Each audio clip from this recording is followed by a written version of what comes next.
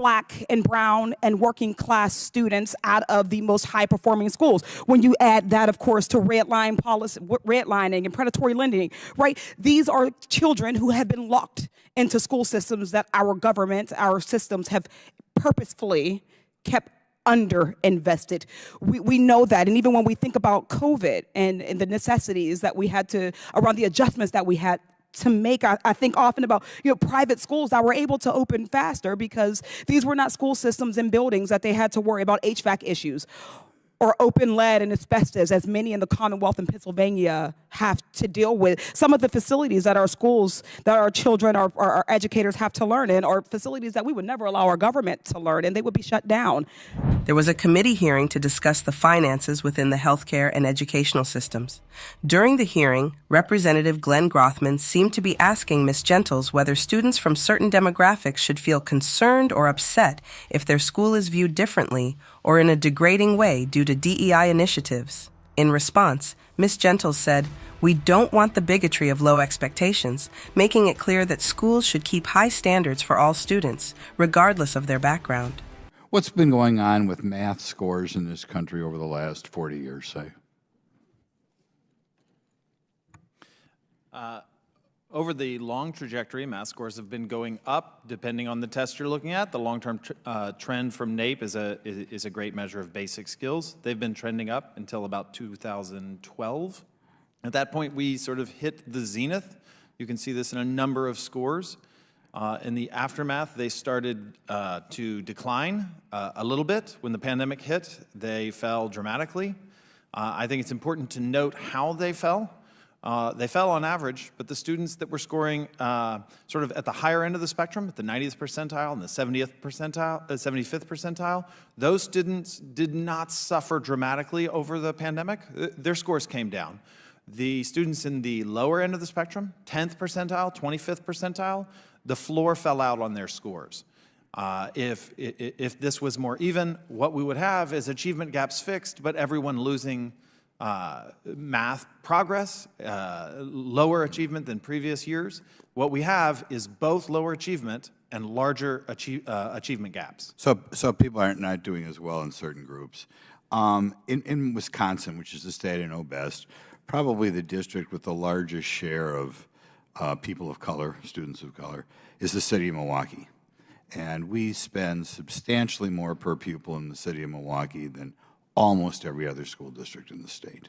Nevertheless, we get people running down the city of Milwaukee schools saying that you can't succeed or they're somehow inferior to other schools.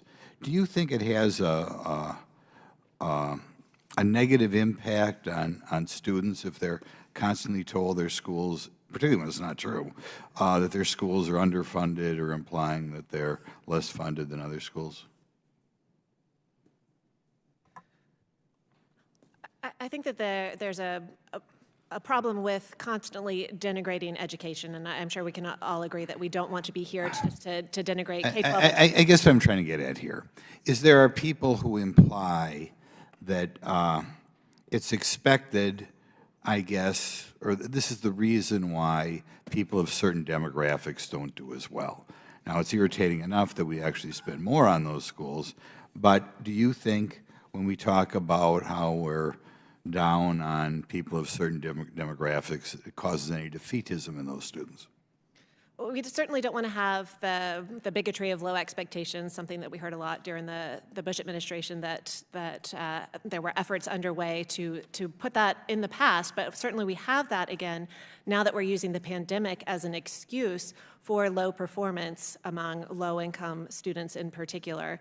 So we don't want to tell families from particular areas or particular backgrounds that they cannot achieve, that their students should not be expected to achieve. Next question. I think part of this DEI stuff, insofar as we insert it in younger children, implies that if you're not of European ancestry, you're not going to do as well in this country. Now, from what I read, at least economically, people from Asia, being Indian, subcontinent, Chinese, Filipino, Cuban, even Nigerian, I think at least, I believe, I'm not sure about Nigerian, but I think, are doing better than Americans of European ancestry.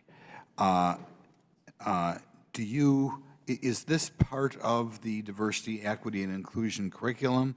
Are young people being taught how well people from non-European backgrounds, from China or Philippines, for India, are doing? Are you aware? Is that part of the curriculum? That doesn't sound like something that would be part of curriculum, but we should be clear that even relatively affluent U.S. students do not score as high on math as average performing students in places like Japan or South Korea or Hong Kong. So all of our students are struggling. Okay, I guess the point I'm trying to get to, are students from backgrounds, non-European backgrounds, doing better than average Americans? And are young people being taught that, or are they being taught how we're being too unfairly good to Americans whose ancestry around here goes back decades? Quite honestly, I'm not sure about the curriculum and contents in DEI indications. There's quite a number of differences between different groups, and my fear is that most of the curriculum is insufficiently demanding of students of European ancestry or what other group that we have of them to deal with the particulars of those arguments. Representative Summer Lee was fired up and ready to respond to Representative Grothman's statement during the hearing. With passion and conviction, she pointed out the facts, making it clear that DEI initiatives are important for creating equitable opportunities for all students. Lee countered Grothman's concerns by highlighting that these initiatives are designed not to lower expectations, but to ensure that every student, regardless of their background, has access to the same high standards and resources. She made it clear that addressing historical and systemic inequities is essential to fostering an inclusive and fair educational environment for all. As a Black woman who grew up in a working class community, went to a public school and what we would call a divested public school system, I've sat through many hearings that kind of descend into the disappointing. I think the ones around public education are often the most insulting because they're the most dangerously disingenuous. So I just want to say that, my colleagues want to blame everything but what it is when it comes to public education.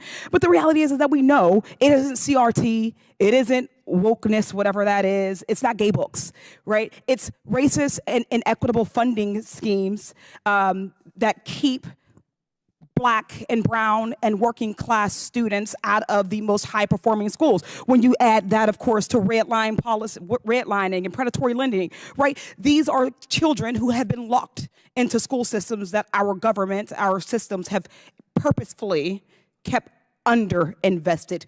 We know that. And even when we think about COVID and the necessities that we had to, around the adjustments that we had to make, I think often about private schools that were able to open faster because these were not school systems and buildings that they had to worry about HVAC issues or open lead and asbestos, as many in the Commonwealth in Pennsylvania have to deal with. Some of the facilities that our schools, that our children, our educators have to learn in are facilities that we would never allow our government to learn in. They would be shut down.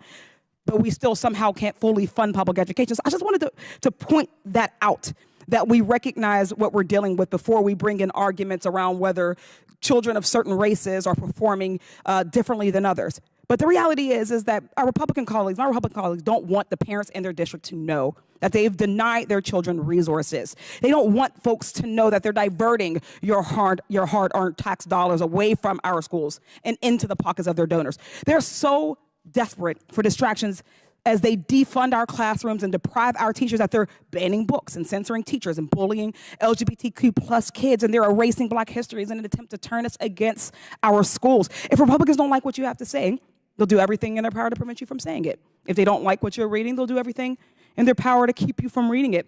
Even if it's literally just talking about the history of this country or exercising your free speech, because heaven forbid someone gets uncomfortable during a lesson about our history of chattel enslavement in America, or someone feels seen by reading about themselves or someone like them, or learns about white supremacy by reading the 1619 Project or the Diary of Anne Frank. I do ask for unanimous consent to enter this article from the NPR entitled "The Education Culture War is Waging, but for most parents, it's background noise," into the record. Without objection. Republicans are claiming it's about parents' rights to be involved in their children's classes. Which parents? In this national poll, NPR found that by wide margins, and regardless of their politics, 76% of parents were happy with their kids' schools and what they're taught. Just 18% of parents weren't happy with the way gender and sexuality was taught. 19% say the same about race and racism, and 14% feel that way about U.S. history. These numbers show what's really happening. Teachers are being forced to bow to a very vocal minority at the expense of the overwhelming majority of parents and teachers, and most importantly, all of our students. And while we're so focused on a small group, we're ignoring real barriers for marginalized students, including language barriers, access to technology and tutoring, and a lack of funding for underserved schools. It's much easier to make teachers a political punching bag than to invest in our communities, even though that investment works. I've seen it firsthand in school districts like mine, for instance, Pittsburgh Public Schools, during the pandemic when it was necessary to adjust and do school from home. Many kids were left without reliable internet. In Pittsburgh, our local universities, Carnegie Mellon University and the University of Pittsburgh, partnered with nonprofits and used federal grant money to connect over 600 families to the internet. CMU also set up a dedicated servers with free courses and classes for students to access, including virtual labs and coding courses. Ms. Ford, do you think having internet access or not using gender-neutral pronouns is more important to a kid's education? I think not having access to technology is more important. Thank you. This learning gap is really more about a practice gap. Our young people need more tools to get excited about learning. In Pittsburgh, CMU has started programs to use phone apps and augmented reality to better engage young students. They also expanded tutoring for low-income families backed by AI to make the tutoring more effective, all funded through federal grants. Ms. Ford, what do you think is better for students? Creating new technology for them to learn with, or removing books from their classrooms and libraries unless they've been approved by every single parent? Certainly creating new technology to learn. Thank you. Without investing in our marginalized community, we're never going to see improvement. We've got this huge gap in STEM when it comes to Black and brown people and women. This hearing could have focused on how to get young people excited about science and math and how to better reach underserved schools, but instead we're stuck listening to the same broken record. Cutting funding, banning books, and censoring curriculum is not the answer. With that, I yield back. In the end, Representative Summer Lee didn't hold back. She stood firm in defending the need for initiatives that create equitable opportunities, pushing back against the notion that these efforts somehow lower standards. Instead, she made it clear that they are about lifting everyone up and making sure every student has a fair shot, no matter where they come from. It's clear that voices like hers are crucial in these discussions, keeping the focus on equity, justice, and the importance of addressing the real issues facing our schools today. Thank you for watching, and remember to stay woke. See you in the next one.